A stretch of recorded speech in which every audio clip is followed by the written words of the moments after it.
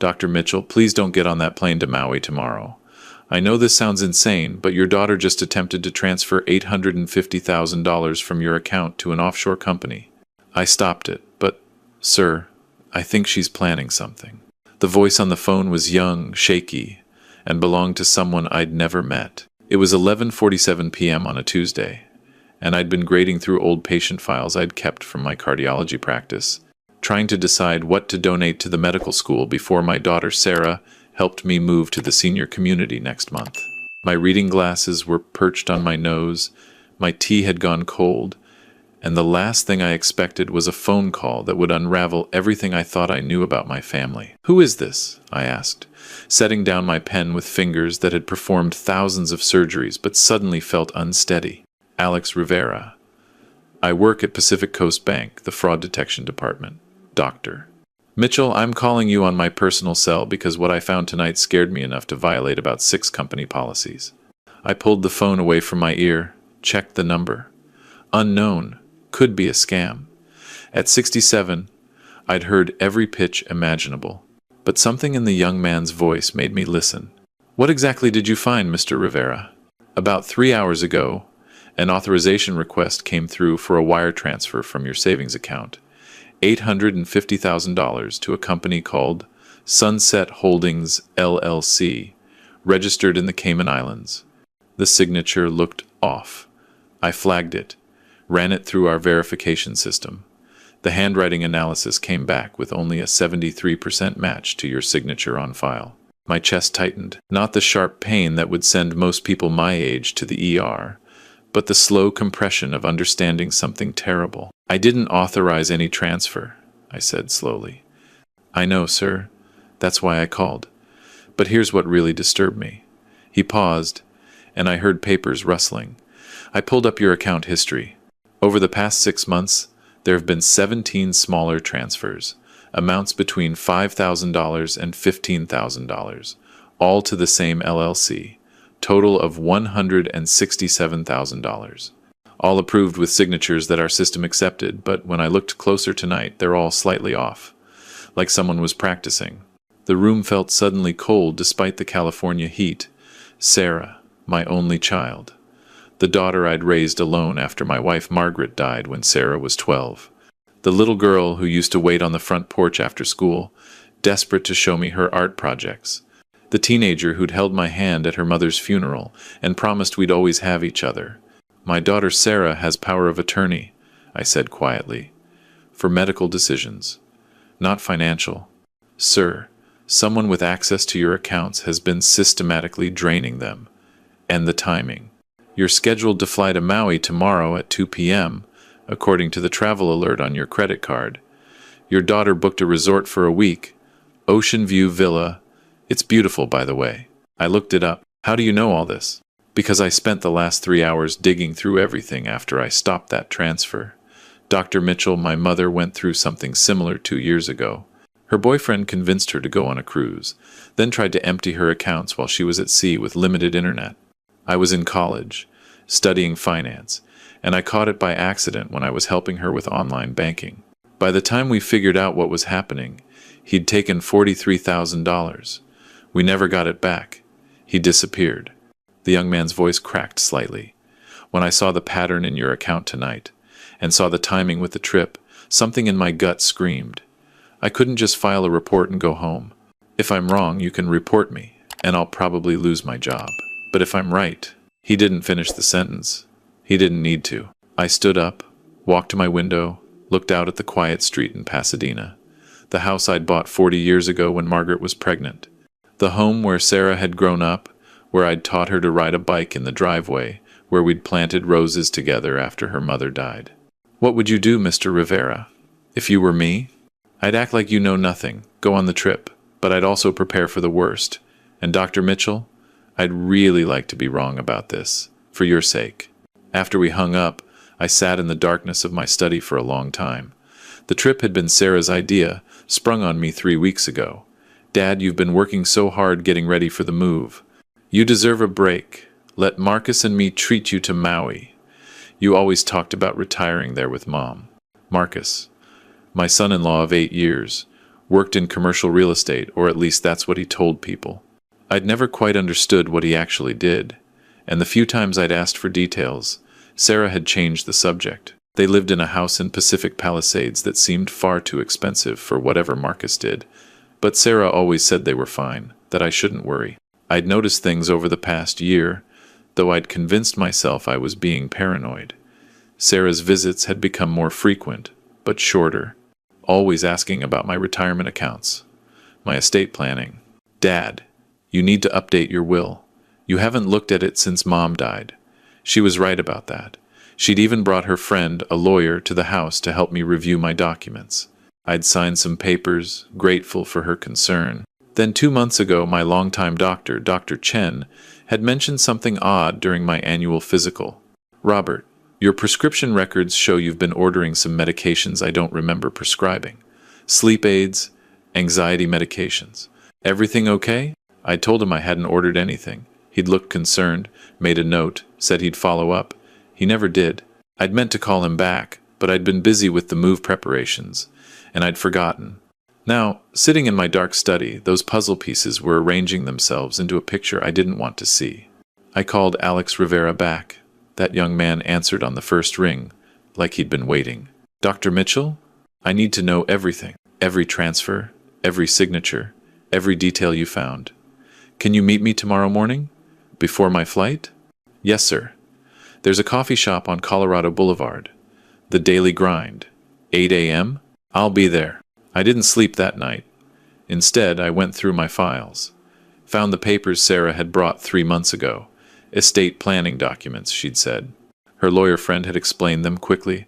Lots of legal language. I'd signed them, trusting my daughter. Now I read them carefully. My medical training helping me parse dense language. There it was, buried in Clause 7b, transfer of power of attorney, financial and medical, effective immediately. I'd signed away control of everything to Sarah. The house, the accounts, the retirement funds I'd built over 40 years of practicing cardiology. $3.2 million. Not including the house, worth another $1.5 million. My hands shook as I read. How could I have been so stupid, so trusting? But I knew how. She was my daughter, my little girl, the only family I had left. At 7:45 a.m., I walked into the Daily Grind. Alex Rivera was already there, a thin young man with nervous eyes and a laptop covered in stickers. He stood when he saw me, offered his hand. "Dr. Mitchell, thank you for coming." We sat in the back corner. He opened his laptop, angled it toward me. "I printed everything, but I wanted you to see the digital trail too. Here." For the next hour, he walked me through it. Sarah had been careful. Small transfers at first, testing the system, then larger amounts. The signatures getting better with each attempt. The offshore company set up 6 months ago, right after I'd given her power of attorney. "The Maui trip," Alex said quietly. I looked into the resort. It's beautiful, but it's also very remote. Villa 7, which is what she booked, is at the far end of the property. Closest building is 200 yards away. Cliffside location, direct ocean access. He pulled up a photo. The villa was stunning. It was also isolated. Perfect for an accident. "I can't prove this next part," Alex continued, his voice dropping. "But I accessed the credit card statements for the account linked to Sunset Holdings LLC. 3 weeks ago, someone used that card to purchase $15,000 worth of life insurance. On you. Beneficiary. Sunset Holdings. Which means Sarah," I finished. My voice sounded hollow. Alex nodded. "And there's more. I found a purchase from a pharmacy in Torrance. Prescription medication. Ambien, high dose, enough to knock out a horse, paid from the same account, delivered to your daughter's address." The coffee in front of me had gone cold. I pushed it away. "My daughter is planning to kill me." "I think so, yes, sir." "I'm so sorry." I looked at this young man who'd risked his career to warn a stranger. "Why did you do this?" "You could have just filed a report. Let it go through channels." Alex was quiet for a moment. When he spoke, his voice was tight, because nobody helped my mom. By the time anyone took it seriously, the money was gone, and so was he. She lost her house. Had to move in with me and my sister. She's never been the same. He looked up at me. I saw your file. You're a doctor. You spent 40 years helping people. You don't deserve this. Nobody does. I reached across the table, gripped his shoulder. Thank you, Alex. Truly. What are you going to do? I sat back, my mind clicking through possibilities, the way it used to in the OR when a surgery got complicated.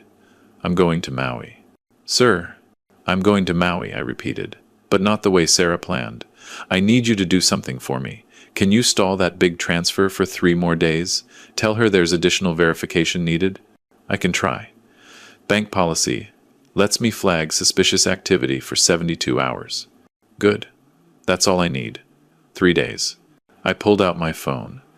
And I need to make some calls. The first call was to Dr. Chen. He answered immediately, concerned when I told him I needed to see him urgently. An hour later, I was in his office. Robert, what's wrong? You sounded upset. I told him everything. Watched his face change from confusion to shock to anger. She forged my prescriptions, he said. Robert, that's a felony. We need to report this. Not yet. Tom, I need your help. I need a complete medical evaluation. Blood work, cognitive tests, everything. Documented proof that I'm of sound mind and body. Can you do it today? He understood immediately. You're building a case. Robert, this is dangerous. If she's planning... I know what she's planning. But I'm not dying in Maui, Tom. I'm ending this, my way. Dr. Chen scheduled emergency tests. By 4 p.m., I had a complete medical workup, signed and notarized. Proof that Robert Mitchell, age 67, was cognitively sharp, in good health, and definitely not someone who needed a guardian with power of attorney. The second call was to my lawyer, Michael Brooks. He'd handled my estate for 20 years. When I told him what I'd discovered, there was a long silence. Robert, the documents Sarah had you sign are legally binding. Unless we can prove fraud or coercion. We can. Michael, she forged signatures. She lied about the contents. And I have proof. Bring me everything. We'll file an emergency petition to revoke the power of attorney. But Robert, this will take weeks. Maybe months.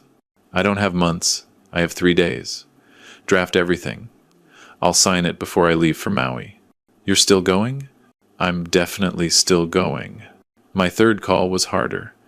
I called my old colleague, Detective James Patterson, now retired from the LAPD, but still well connected. We'd met years ago when I'd treated his father for a heart attack. Over whiskey, I explained everything. Jesus, Robert, your own daughter? I need help, James. Official channels will take too long. I need someone watching from a distance, someone who can intervene if things go south. You're using yourself as bait. I'm protecting myself. There's a difference. James was quiet, then sighed. I know a guy in Maui. Private investigator, ex-cop. Discreet. I'll reach out. But Robert, you're playing with fire. I've been playing it safe my whole life, James. Trusting people. Being nice. Look where that got me. The flight to Maui was surreal.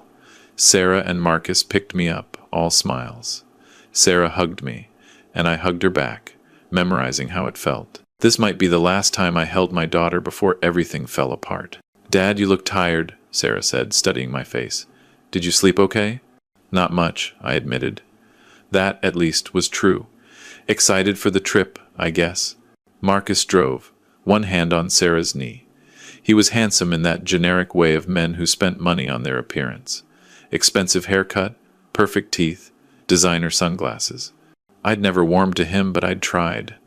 For Sarah's sake. On the plane, Sarah insisted I take the window seat. You'll want to see the ocean as we approach. She handed me a water bottle. Here, Dad. Stay hydrated. The flight is long. I took the bottle, unopened. Thank you, honey. When she wasn't looking, I switched it with an identical bottle from my own bag. Later, when she suggested I take just a little Ambien to help you sleep, I palmed the pill, pretended to swallow, tucked it into my pocket. The Maui resort was exactly as Alex had described. Beautiful, isolated. Villa 7 sat at the edge of a cliff, waves crashing 60 feet below. Inside, it was all white linens and teak furniture, flowers and fruit baskets. Paradise with a view. Dad, you should rest, Sarah said, showing me to the master bedroom. Marcus and I will be in the guest room. We'll have dinner on the lanai at 7. Just the 3 of us. I unpacked slowly, checking the room. Found the cameras I'd been expecting, tiny things hidden in smoke detectors and picture frames. Sarah had been thorough. I smiled at them, waved slightly. Let her think I suspected nothing. At 6:30, my phone buzzed. Text from an unknown number. In position. Villa 9, 200 yards north. Clear sight line to your lanai. Name's Kai. James sent me. Wave your right hand if you need help. Left hand if you're okay. I stepped onto my bedroom balcony, stretched, waved my left hand casually. Dinner was ahi tuna and lies. Sarah asked about my health, my plans for the senior community, whether I'd updated my will recently. Marcus mostly drank wine and checked his phone. This is really important, Dad, Sarah said, reaching across the table to take my hand. Her palm was sweaty, making sure everything is in order. You know, just in case. In case what, honey? In case anything happens. You're getting older. It's responsible to plan. I squeezed her hand, looked into her eyes, saw nothing there I recognized. When had she become a stranger? Or had she always been this way, and I'd been too blinded by love to see it? I've actually been thinking about that, I said carefully. Maybe after this trip we should sit down with Michael Brooks. Review everything together. Something flickered across Sarah's face. Fear? Anger? It vanished quickly, replaced by her smile. That's a great idea, Dad. Whatever makes you comfortable. That night I didn't sleep. Sat in a chair facing the door, listening. At 2:37 a.m. I heard it, the soft click of my bedroom door opening, footsteps on the tile floor.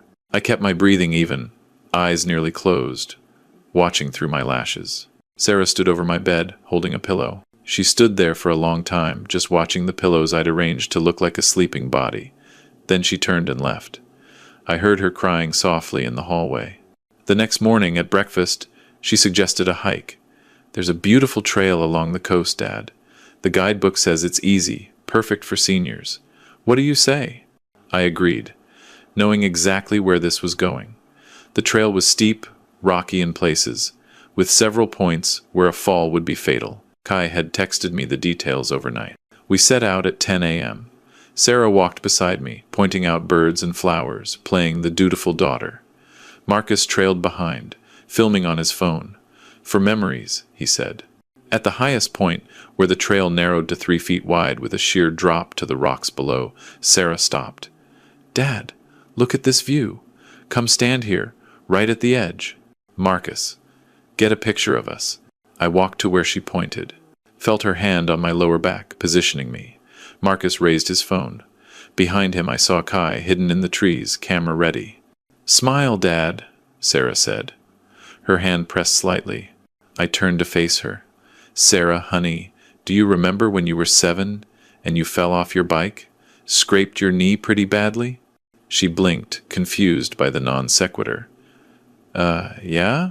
I carried you home. You were crying so hard. And I held you on the bathroom counter while your mom cleaned the wound. And you held on to me so tight. You said, Daddy, don't let me go. Do you remember what I said? Her face had gone pale. Dad, what? I said, never, baby girl. I'll never let you go. And I meant it. Even when your mom died and you were so angry at the world, so lost, I held on. Even when you went through that phase in high school where you hated me, I held on. Even when you married Marcus and I had concerns, I supported you. I held on. Tears were streaming down her face now. Dad, please. But you let go, didn't you? My voice was quiet, sad. You let go a long time ago, and I was too stubborn to see it. I don't know what you're talking about. I pulled out my phone, showed her the screenshots Alex had sent. Bank transfers, forged signatures, the life insurance policy. The transfer yesterday didn't go through, Sarah. $850,000 to Sunset Holdings. Your company. The bank flagged it. A young man named Alex Rivera called me. Saved my life, probably. She stumbled backward. Marcus's phone was still up, still recording. I'd positioned myself so the camera would catch everything. It's not what you think, Sarah whispered. No? Then what is it? Because from where I'm standing, it looks like my daughter has been systematically stealing from me for 6 months. It looks like she brought me to an isolated resort in Maui to kill me and make it look like an accident. Old man, tragic fall happens all the time. We needed the money, Marcus finally spoke. Do you have any idea how much we owe? Sarah's gallery failed. I lost everything in bad investments. We're drowning, and you're sitting on millions just waiting to die anyway. Marcus, shut up, Sarah hissed.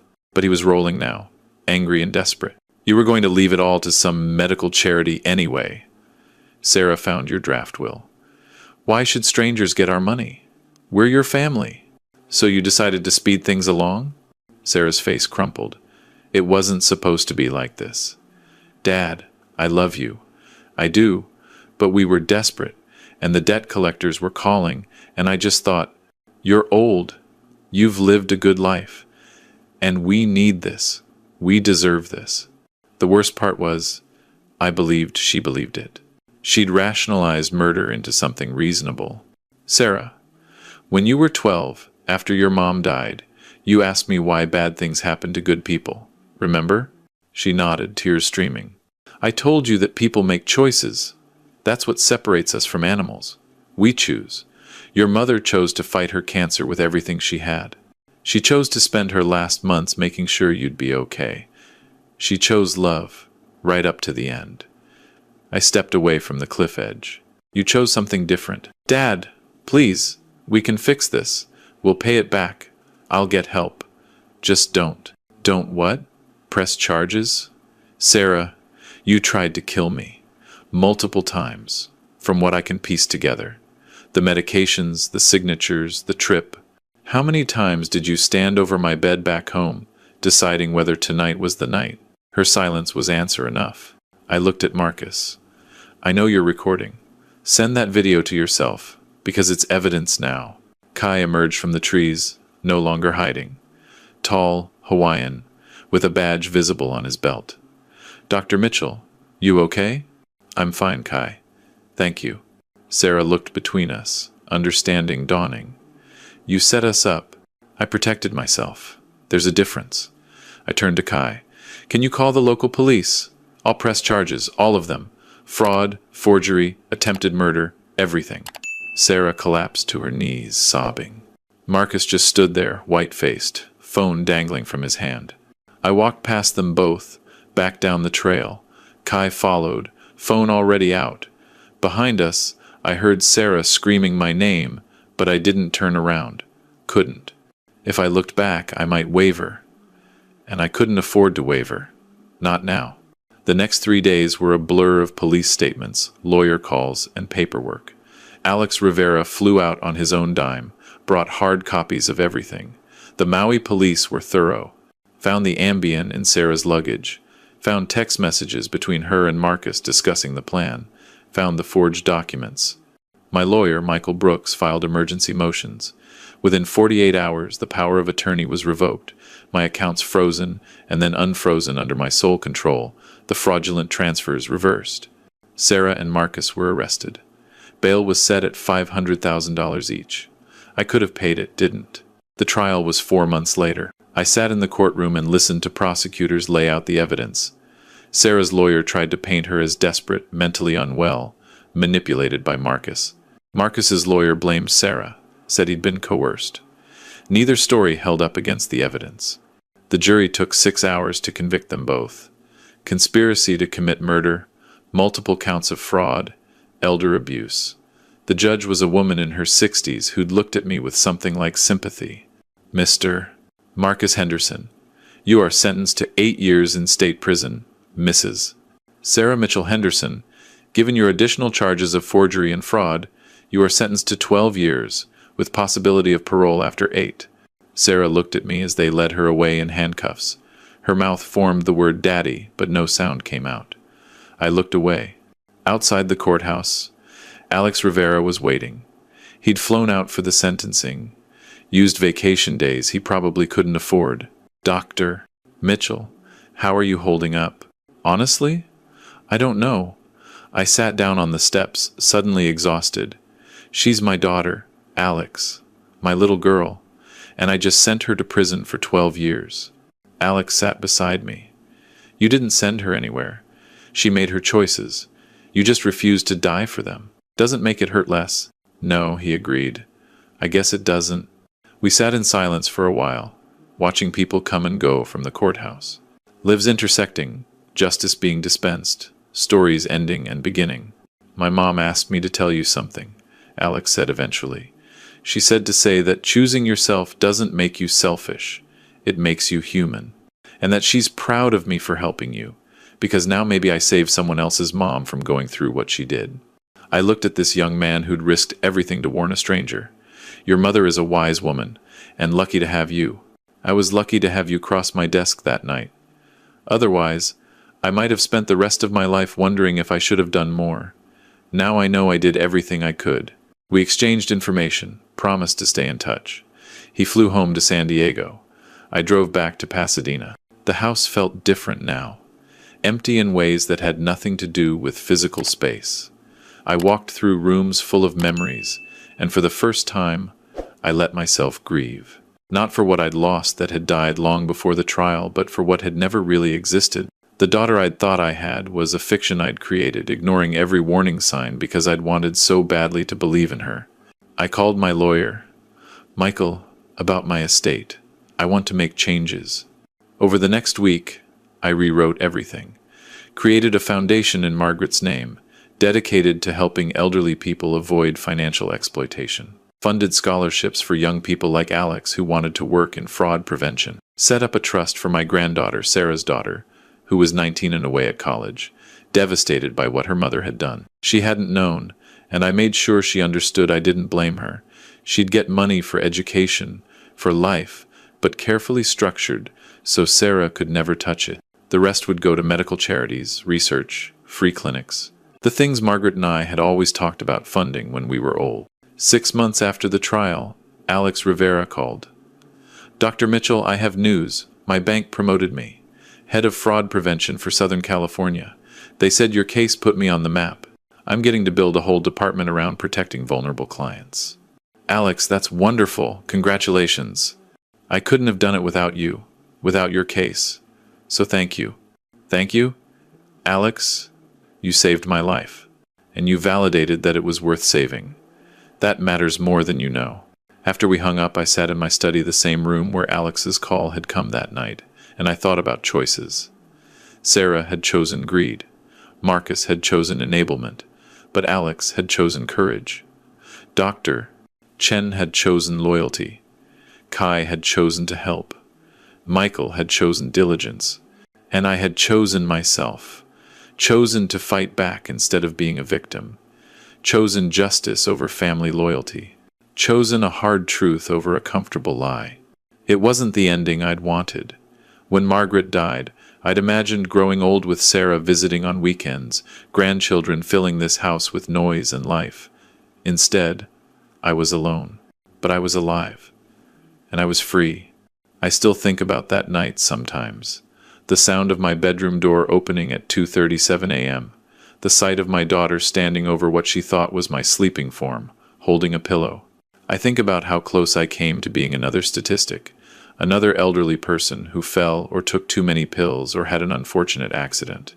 And I think about all the people who don't get that phone call from someone like Alex Rivera, who don't have a James Patterson or a Dr. Chen or a Michael Brooks, who trust too much and question too little, and end up paying the ultimate price.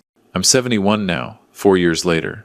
Moved into the senior community after all, but on my own terms. Made friends, started volunteering at the free clinic, teaching medical students. Sarah will be eligible for parole in 4 more years. I don't know if I'll go to the hearing. Some days I think I will. Most days I know I won't. But I do know this. Family isn't about blood. It's about who shows up when you need them. It's about who risks something to help you, who tells you hard truths, who stands beside you even when it costs them. Alex Rivera is more family to me than Sarah ever was. The young man who made a phone call that could have cost him his job because his gut told him someone needed help. Sometimes a stranger's warning is the only thing between you and fate. And sometimes the bravest thing you can do is listen.